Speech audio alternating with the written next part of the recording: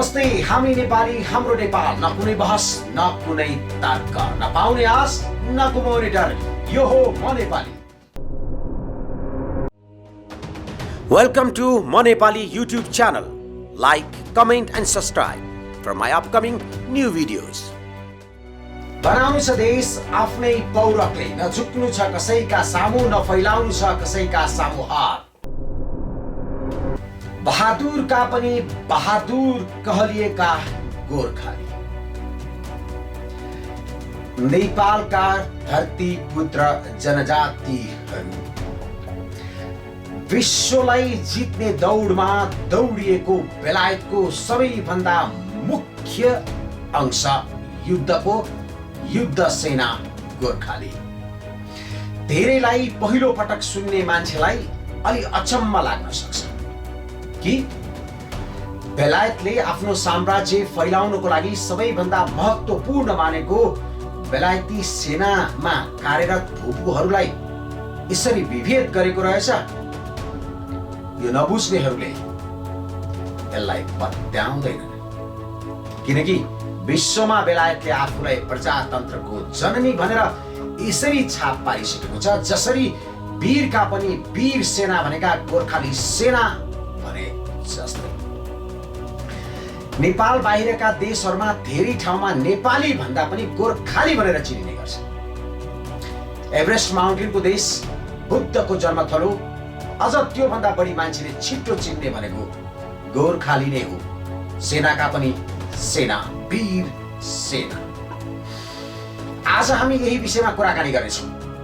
केही हिजोका आन्दोलनका, केही हाम्रा पूर्व प्रधानमन्त्री, मन्त्री, सांसदहरूका वचनका कुरा र अहिले वर्तमान अवस्थाका कुराहरू पनि। 2046 सालदेखि पहिलो प्रधानमन्त्री कृष्ण प्रसाद भट्टराई, गिरिजा प्रसाद कोइराला, सुशील कोइराला, माधव नेपाल, धनराज खनाल, पुष्पकमल दाहाल, भर्खरै निवर्तमान भएका केपी शर्मा ओली, उनले त झन् 3 महिनामा यो समस्या समाप्त हुन्छ भन्नुभएको थियो। आज 3 वर्ष भयो। सन् 2013 नोभेम्बर महिनाको आमरण अनसनले आज दुवै देशका सरकारहरू वार्ता गरेर सधैँको लागि गोर्खालीहरूको समस्याको अन्त्य गर्न तयार भइसकेका छन्।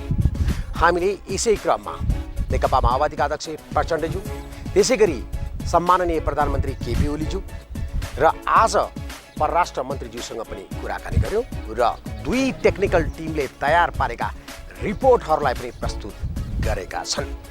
अब दुवै सरकार बीच केही महिनाभित्र नै वार्ता गरी सधैँको लागि यो समाधानको अन्त्य गर्न दुवै देश यसरी राजी भएको यो पहिलो पटक हो। नत्र वर्गीय र जातीय समस्या हो भनेर पन्छाइ मात्र रहेका थिएनन्। बेलायत सरकारले उचित पेन्सन दिएको छ भनेर बहाना पनि गरिरहेको थियो। यदि यो वार्ताबाट नेपाल सरकारले कुरा नटेक्ने हो भने एक पटक मात्रै 12 खरब 73 अरब रुपैयाँ दिनुपर्छ सन् 1975 देखि 1996 सम्मको लागि र त्योभन्दा अगाडिका लागि कम्पनसेसन, जसको नाम गुडविल पेमेन्ट भनेर राखिएको छ।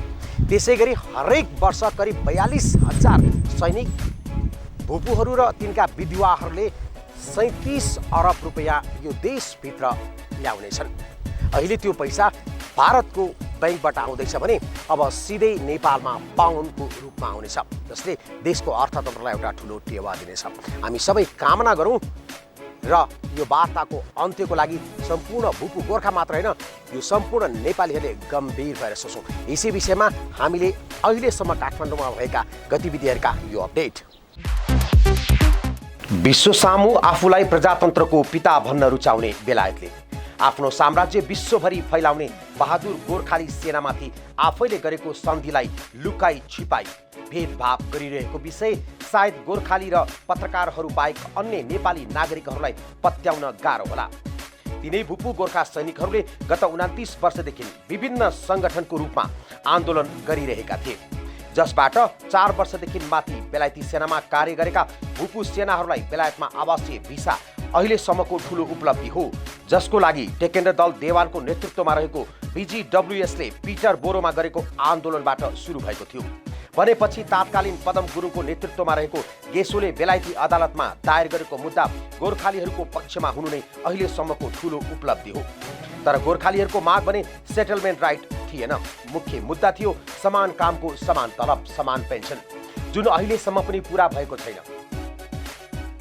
विभिन्न संगठनहरूमा छरिएर आन्दोलित गोर्खाहरूको आन्दोलनले कुनै लक्ष्य प्राप्तिको संकेत नदेखिएपछि 6वटा संगठन एक भई गोर्खा सत्याग्रह संघर्ष संयुक्त समिति गठन भई सन् 2013 अक्टोबर 25 देखि 13 जना BC भिक्टोरिया क्रस विजेता गोर्खालीहरूको नामबाट रिले अनसन र नोभेम्बर 7 देखि भूतपूर्व गोर्खा सैनिक ज्ञानराज राईले आमरण अनसन गरे, जसले बेलायतको राजनीतिमा तरङ्ग ल्यायो। फलस्वरूप आज 5 वर्षको निरन्तर वार्ता छलफल पश्चात गत मार्च 22 तारिक नेपाल सरकारका तर्फबाट बेलायत स्थित महामहिम डाक्टर दुर्गा प्रसाद सुवेदी, बेलायत सरकारको तर्फबाट मार्क लाङ्कास्टर भेटरन रक्षा मन्त्रीले द्विपक्षीय प्राविधिक टोलीले तयार पारेको अन्तिम प्रतिवेदनमा हस्ताक्षर गर्दै अब नेपाल सरकार र बेलायत सरकार वार्ता गरी सदाको लागि भूपू गोर्खाहरूको समस्या समाधान गर्ने निर्णय भयो। हाल बेलायत सरकारले पनि नेपालको परराष्ट्र मन्त्रालयलाई प्रतिवेदन पठाइसकेको छ। यसै विषयमा नेपालका प्रधानमन्त्री, परराष्ट्र मन्त्री, अर्थमन्त्री लगायत नेकपा माओवादीका अध्यक्ष पुष्पकमल दाहाल सहितलाई बेलायत र नेपालबाट आएका भूपूहरूले वर्तमान अवस्थाको जानकारी दिएका थिए। क्रमशः न्यायोचित कुराहरूलाई सम्बोधन गर्न ब्रिटिस सरकार तयार हुँदै गएको भइएको छ र मैले ब्रिटिस सरकारको आवश्यकतालाई सकारात्मक रूपमा लिएको छु र म विश्वस्त के छु भने यस समस्याको समाधान वार्ताको माध्यमबाट उपयुक्त ढङ्गले गर्न सकिन्छ।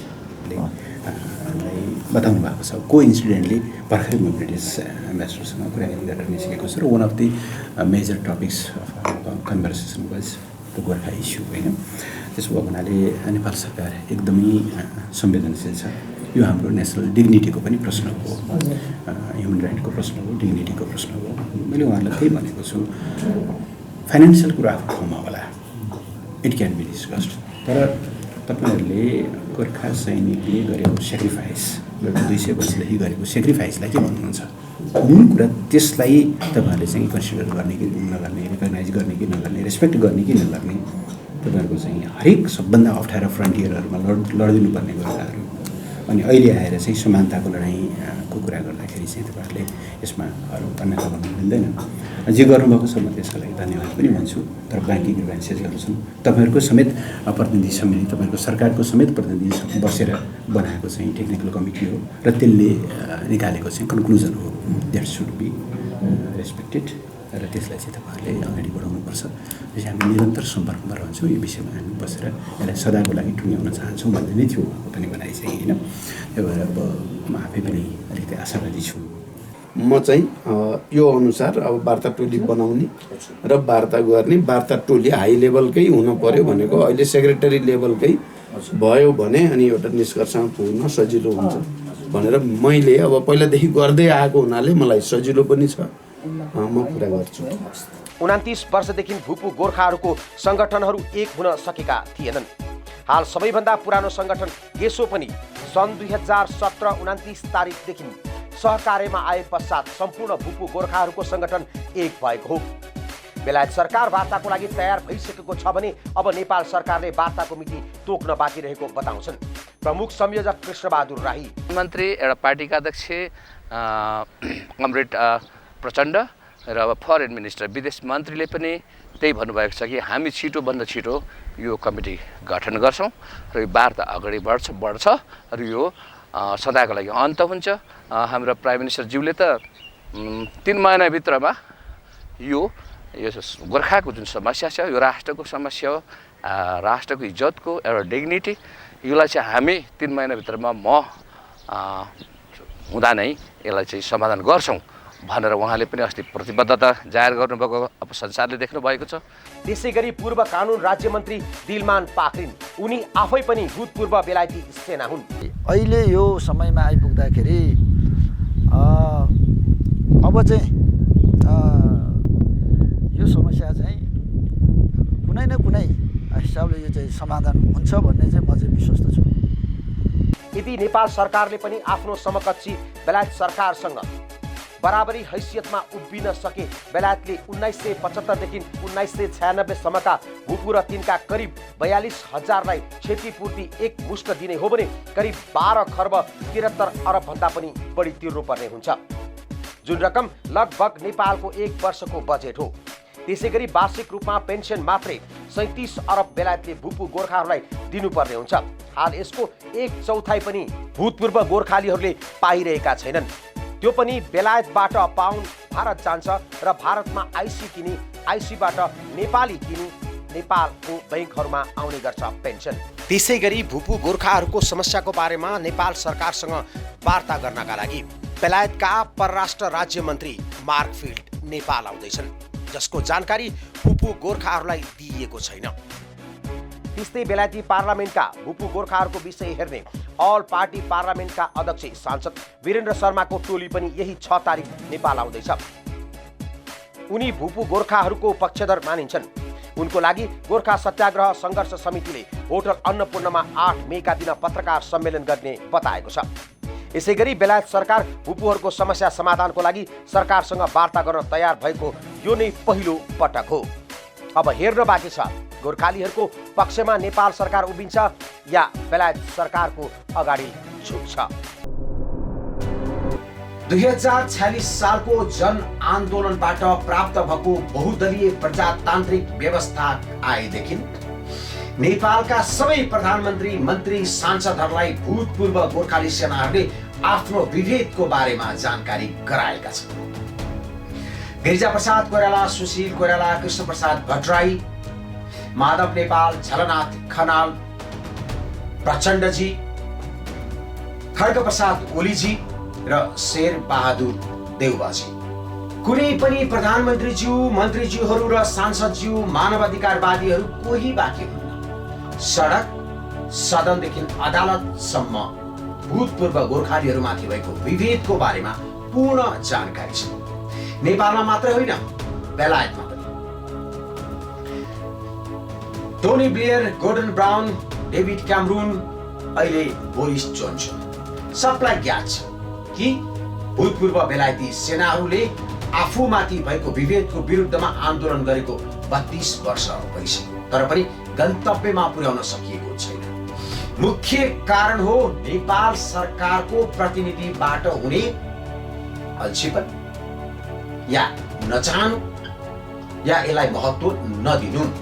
दोस्रो, बेलायत त दिने देश हो, उसले त तिर्नुपर्छ। तिर्नेले कहिले अगाडि सर्छ र? त्यो त लिने अगाडि सर्न पर्यो नि। अहिलेसम्म यो संसारमा इन्सुरेन्स गरेको पैसा लिन पनि कठिन इतिहास छ। त्यसैले आजसम्म भूतपूर्व गोर्खालीहरूमाथि भइरहेको विभेदको अन्त्य नहुनुको मुख्य कारण भनेको नेपालको अस्थिर राजनीति अनि सत्तामा पुग्नेहरूको चासो नहुनु या बेलायतसँग डराउनु हो। निवर्तमान प्रधानमन्त्री केपी शर्मा ओलीले त बडा गर्वका साथ, विश्वासका साथ भन्नुभएको थियो। प्रधानमन्त्री हुनुभएको केही दिनमै त्यसको रेकर्ड पनि हामीले तपाईँलाई देखायौँ, फेरि पनि देखाउँछौँ, अझै देखाइरहनेछौँ। 3 महिनाभित्र यो समस्या समाधान हुन्छ, तपाईँहरू ढुक्क हुनुहोस् भन्नुभएको। तर आज 3 वर्ष भयो, उहाँको सत्ता पनि गयो, तर केही भएन। तर उनले एउटा पत्र पनि लेखे आफ्ना समकक्षीको लागि र कुरा पनि उठाए। तर उनीको पालामा रहेका परराष्ट्र मन्त्री प्रदीप गेवालीको नाचाहतले, अर्थात् उहाँले नचाहेको देखियो। यदि उनले चाहेको भए प्रधानमन्त्रीको ठाडो आदेश टोक लगाएको कागज पत्र हामीसँग पनि उपलब्ध छ। यति हुँदाहुँदै पनि प्रदीप गेवालीजीले काम गरिदिनु भएन। यसको मतलब उहाँ चाहनु हुन्न थियो। यस्ता धेरै घटनाहरू छन्। फेरि पनि केही घटना आन्दोलनका यहाँहरूलाई। तर दुर्भाग्य, तिनै बहादुर सेना र तिनको परिवारमाथि बेलायतले 204 वर्षदेखि असमान व्यवहार गरिरहेको छ। त्यो भन्दा पनि अर्को दुर्भाग्य, तात्कालीन राणा प्रधानमन्त्रीले हस्ताक्षर गरेर सुरु भएको भर्ती यात्रा आज 204 वर्ष पुग्दा पनि नेपालको सरकारले एक पटक पनि बेलायतसँग बराबरीको हैसियतमा सोध्न सकेको छैन। दुई पक्ष सन्धिबाट सुरु भएको भर्ती र हाम्रो नागरिकहरूलाई के कस्तो छ एक पटक बुझ्न पनि सकेन। राणा शासन गयो, पञ्चायती व्यवस्था गयो, बहुदलीय प्रजातन्त्र आयो, अझ नपुगेर राज संस्था हटाइयो, गणतन्त्र आयो, अझ नपुगेर लोकतन्त्र आयो।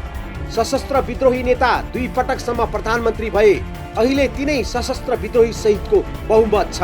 तर बेलायती भूपू सेना आज पनि सडकमा आन्दोलन गरिरहेका छन्, आफूहरूमाथि भएको भेदभावको विरुद्धमा।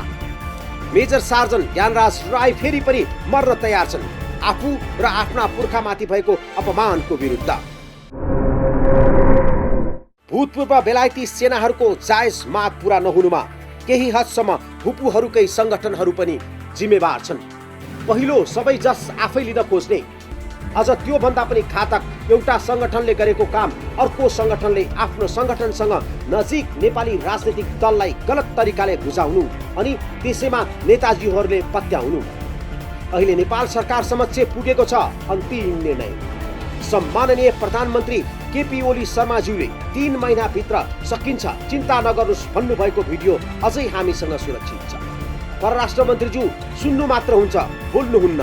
बोले पनि म बुझ्छु, हेर्छु मात्र भन्नुहुन्छ।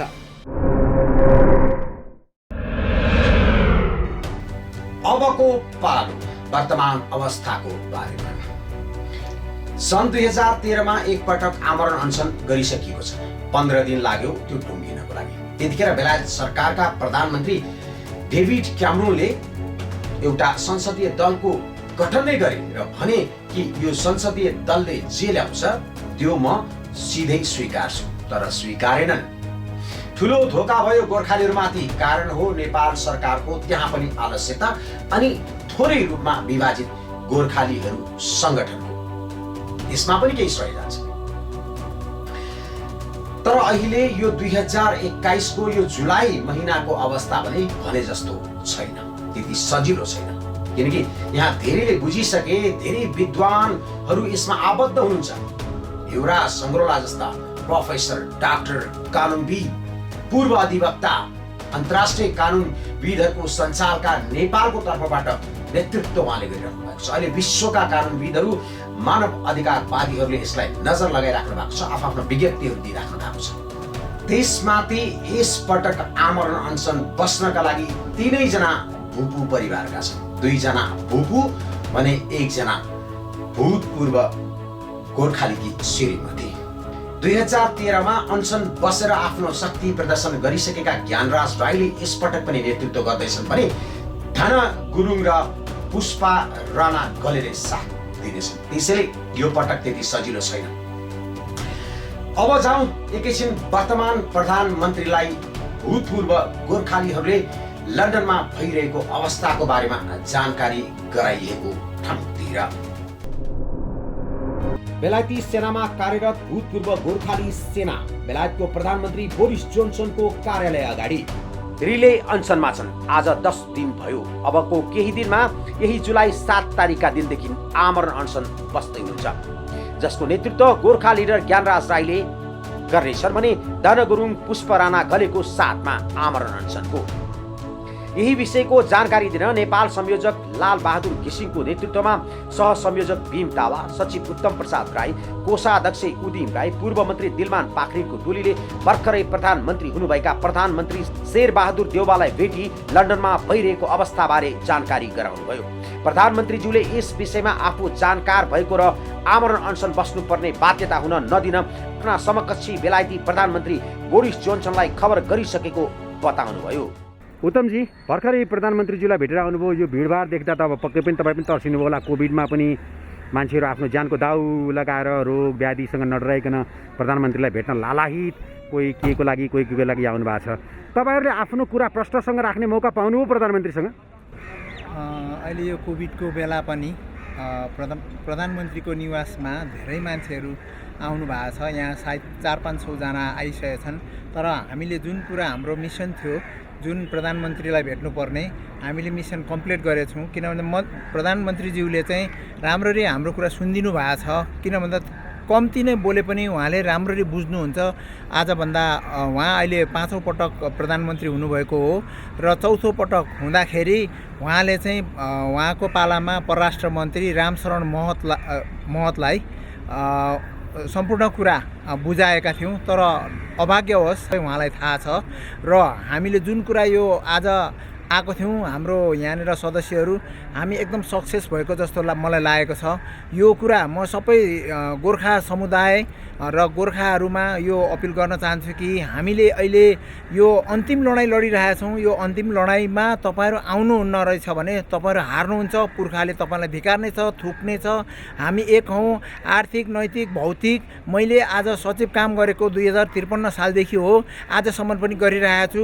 तपाईँहरूले साथमा साथ मिलाउनुहुन्न भने यो कुनै हामी सक्सेस हुनेवाला छैनौँ। जुन हाम्रो अब अन्तिम भोक हडताल चाहिँ बेलायतको 10 डाउन स्ट्रिट प्रधानमन्त्री कार्यालय अगाडि बसिराख्नु भएको छ। तपाईँहरू कन्टिन्यू गरिराख्नुहोस्। जो हामी अहिले नेपालमा यो राजनीतिकदेखि लिएर बुद्धिजीवी, नागरिक समाज, विद्वानहरू, वकिलहरू सबैसँग हामीले परामर्श गरिरहेका छौँ। अहिले हाम्रो अन्तर्राष्ट्रिय वकिलहरू मात्रै 70 जनाको टिम तयार भइसकेको छ। हामी ILO, UPR-मा हामीले यो मुद्दा लाउँछौँ। यहाँ ब्रिटिस गभर्मेन्टले हाम्रो केही गरेन, नेपाल गभर्मेन्टले केही गरेन भने यी दुवै देशको शासकहरू चाहिँ अदालतमा उहाँहरूले चाहिँ जवाफ दिनुपर्छ। त्यसले गर्दाखेरि सम्पूर्ण अहिले 10 डाउन स्ट्रिटमा बस्नुहुने गोर्खा दाजुभाइ दिदीबहिनीहरूलाई म फेरि पनि भन्छु, अन्तिम हाम्रो सास छाउन्जेलसम्म लडौँ। यो साह्रै भएन रहेछ भने म पनि बेलायत यहाँ नेपालबाट छोडेर म बेलायतमा आएर म के गर्नुपर्छ म त्यही गर्नलाई तयार छु। सम्पूर्णलाई मेरो अनुरोध हो, मेरो अपिल हो, हामी तन मन धन जन सबै भेला भएर त्यहाँनिर चाहिँ सबै सपोर्ट गर्नुहोस्। यही छ अनुरोध। एकदम प्रधानमन्त्रीजीलाई भेट्न यहाँको भिड अनि तनाव, घचेटमा सायद प्रधानमन्त्रीजीले त याद पनि भएन होला को आए को गए भनेर। परिस्थिति र राजनीतिक अवस्थाले त्यही सिर्जना गरेको छ। आजको तपाईँहरूको भेटलाई औपचारिक रूपमा मात्रै तपाईँहरूले लिनुभयो कि यसलाई गम्भीर रूपमा लिनुभयो? होइन, अब यो उहाँले अब यो कार्यभार सम्हाल्नु भएको 2 हप्ता भयो। 2 हप्ताको यो छोटो अवधिमा पनि हामीलाई उहाँले यो समय दिनुभएकोमा उहाँले सिरियसली लिनुभएको जस्तो हामीले बुझेका छौँ। र उहाँले के पनि भएको छ भने भन्नुभएको छ भने यो हाम्रो कुरो अलरेडी उहाँले यहाँको ब्रिटिस राजदूतवाससँग पनि कुरो गरिसकेको छु भनिसकेपछि यसलाई हामीले हाम्रो कुरा उहाँले बुझ्नु भएको छ र यसले गम्भीरतासितै लिएको छ भन्ने पनि अनुमान गर्नु सकिन्छ। भर्खर प्रधानमन्त्रीलाई भेट्नुभयो, तपाईँको आफ्नै पार्टीको मान्छे होइन, के उहाँले के भन्नुभयो, आश्वासन के दिनुभयो? उहाँलाई अब यो ब्रिटिस गोर्खाको मुद्दाको विषयमा पक्कै पनि जानकार हुनुपर्छ उहाँ। र उहाँले चाहिँ अब एउटा कुरा हामी त्यहाँ भेट्ने क्रममा अब उहाँसँग नेपालको चाहिँ भनौँ न ब्रिटिसको राजदूत नेपालको लागि राजदूतसँग चाहिँ उहाँको अनौपचारिक चाहिँ कुराकानी भएको रहेछ यो विषयमा। र वास्तविक कुरा के भएको छ भन्ने कुरा हामीले अब त्यो समयको अभावले गर्दा त्यहाँ बुझ्न पाइएन। र उहाँसँग चाहिँ ब्रिटिसको राजदूतले चाहिँ अनौपचारिक रूपमा चाहिँ भेटघाट चाहिँ भएको र कुराकानी पनि भएको रहेछ हाम्रो ब्रिटिस गोर्खाको मुद्दाको विषयमा। त्यो चाहिँ तपाईँलाई प्रधानमन्त्रीले जानकारी गराउनु भयो? हजुर। ओके, के भन्नु सक्नुहुन्छ तपाईँले? किनभने उता त अब 1-2 दिनमा त अब आमरण अनसन सुरु हुन्छ। पहिला पनि एकचोटि अब त्यो पीडा भोगिसकेको अवस्थामा तपाईँले त प्रत्यक्ष बुझ्नु भएको छ, आफै पनि भूतपूर्व हुनुहुन्छ, त्यसमाथि राजनीतिज्ञ हुनुहुन्छ, त्यसमाथि पूर्व सांसद, त्यसमाथि पूर्व मन्त्री, त्यसमाथि संसदीय दलको अध्यक्ष समेत रहिसक्नु भएको। तपाईँको जिम्मेवारी यतिखेर अझ बढी हुन्छ। यो के छ त भन्दाखेरि अहिले नेपालको भनौँ न राजनीतिक अहिले जुन एउटा चाहिँ यो अवस्था आइपुगेको छ, यो चाहिँ के हो त भन्दा अझै पनि यो अहिलेको नयाँ सरकार चाहिँ के हो त भन्दाखेरि सरकारमा आइसके पछाडि सरकारको पूर्णता र सरकारलाई अब चाहिँ भावी दिनहरूमा कसरी अगाडि बढाउने भन्ने कुरा अझै पनि धेरै चाहिँ तपाईँले भन्न खोज्नु भएको के हो? यो कुराले गर्दाखेरि यो कुरा चाहिँ अहिले मैले भन्न खोजेको थियो अझै पनि सरकारको पूर्णता पाएको छैन। त्यो भन्नको मतलब के हो त भन्दा सम्बन्धित मन्त्रालयहरू जस्तै अब परराष्ट्र मन्त्रालयको परराष्ट्र मन्त्री अहिले पनि नियुक्ति भएको छैन। त्यसैले गर्दाखेरि हाम्रो सम्बन्धित मन्त्रालय भनेको परराष्ट्र मन्त्रालय हो। त्यसैले गर्दा मलाई लाग्छ छिटोभन्दा छिटो अब चाहिँ केही दिनमा चाहिँ यो परराष्ट्र मन्त्री चाहिँ पक्कै पनि नियुक्ति हुन्छ र हामीले परराष्ट्र मन्त्रीको थ्रुबाट अथवा परराष्ट्र मन्त्री कहाँ गएर हामीले हाम्रा मुद्दाहरू फेरि राख्नेछौँ र परराष्ट्र मन्त्रीले पक्कै पनि प्रधानमन्त्रीज्यूसँग चाहिँ कुराकानी गरेर चाहिँ हाम्रो मुद्दाहरू चाहिँ अगाडि बढ्छ जस्तो चाहिँ मलाई लाग्छ। यो कार्यक्रम रेकर्ड गर्दासम्म वर्तमान प्रधानमन्त्री शेर बहादुर देउवाजीले आफ्ना समकक्षी बोरिस जोन्सनलाई खबर पठाइसकेको र बोरिस जोन्सनले शेर बहादुर देउवाजीको खबर पाएको पनि हामीलाई नेपाल प्रतिनिधिबाट जानकारी प्राप्त भइसकेको छ। किनकि आमरण अनसन कसैको लागि पनि प्रिय होइन।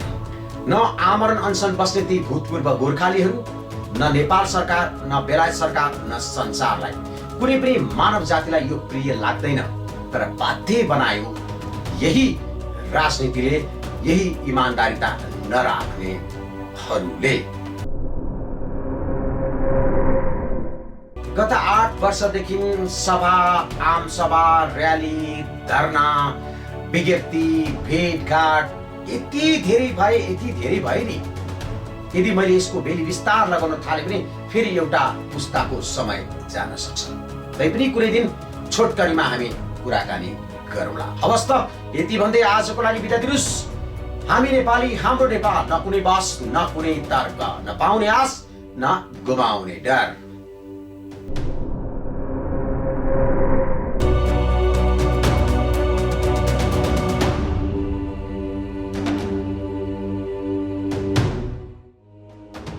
Welcome to My Nepali YouTube channel. Like, comment and subscribe for my upcoming new videos.